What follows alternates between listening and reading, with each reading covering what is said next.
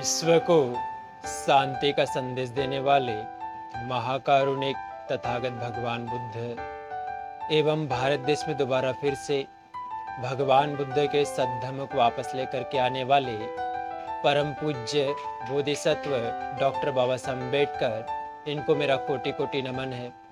आप सभी श्रद्धावंत उपासक उपासिका को मेरा मैत्रीपूर्ण जय भीम।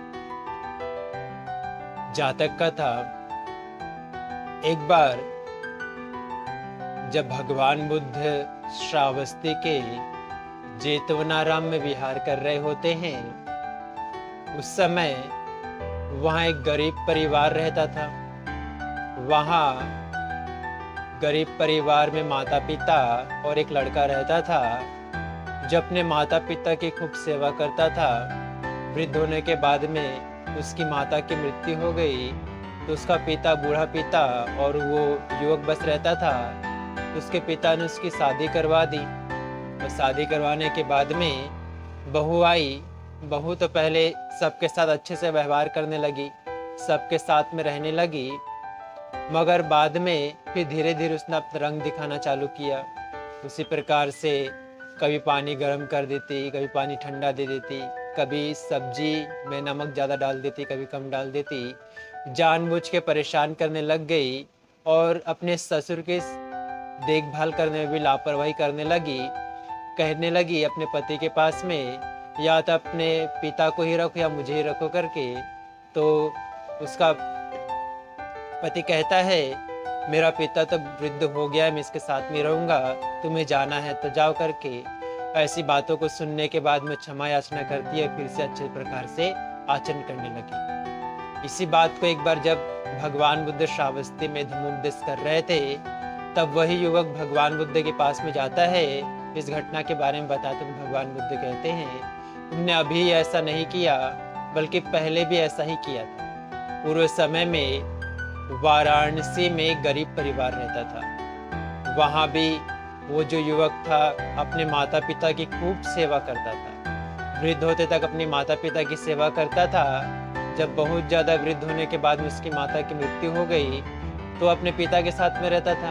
तो उसके पिता ने क्या किया, उसके लिए शादी करवा दी। अब शादी करवाने के बाद में बहू जो आई, वो पहले तो सबके साथ में अच्छा व्यवहार करने लगी, अच्छे से रहने लगी, फिर बाद में अपना रंग दिखाने लगी। फिर से वही अपने ससुर की सेवा में लापरवाही करने लगी। उसको एक पुत्र भी हुआ, वो भी 6-7 वर्ष का हो गया। तब उसकी पत्नी अपने पति से कहती है कि अपने पिता को ले जा करके बाहर छोड़ कर के आओ, मैं इसके साथ नहीं रह सकती।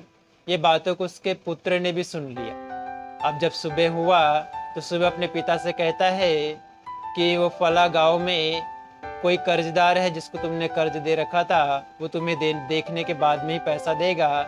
इसलिए अपने पिता को अपनी गाड़ी में बैठाता है और जो उसका बालक था, बेटा था 7 वर्ष का, वो भी पीछे छुप करके गाड़ी में बैठ जाता है। अब जब ये जाते हैं तो कच्चे शमशान में एक कुदाल और फावड़ा लेकर के चौड़ा गड्ढा खोदने लगता है। उसका पुत्र पूछता है कि किस लिए गड्ढा खोद रहे हो, तो कहता है हमारी पुरानी परंपरा है कि तुम्हारा जो पिता है, अब हमारा जो पिता है तुम्हारा ज़्यादा है, वो काफ़ी वृद्ध हो चुका है, काफ़ी बीमार रहने लग गया है, चलने फिरने भी नहीं सकता है, उसको काफ़ी दुख पीड़ा होती है, इसलिए गड्ढा खोद रहा हूँ। तो ये जान करके पुत्र भी कुदाल फावड़ा लेता है, उसी के बगल में एक और गड्ढा खोदने लगता है। तो पूछता है तुम क्यों खोद रहे हो? कहता है तुम ही तो कहते हो कि पुरानी परंपरा चलते आ रही है हमारे परिवार में, तुमने अपने पिता के लिए खोदा था, मैं तुम्हारे लिए खोद रहा हूँ। ये जान करके उसको होश आता है कि जैसा मैं अपने पिता के साथ में कर रहा हूँ, ऐसा ही मेरा बेटा भी मेरे साथ में करेगा। ये जान के होश आता है। फिर अब तीनों ही घर वापस आते हैं और अपनी पत्नी के साथ दुर्व्यवहार के लिए उसको डांट फटकार लगाते, तो वो भी सही रास्ते में आने लगती है और फिर बाद में सब सुखपूर्वक से रहने लगते हैं। भवतु सब मंगलं रक्षन्तु शब्द देवता, सब बुद्धानुभावेन सदा शुद्धि भवन्तु ते।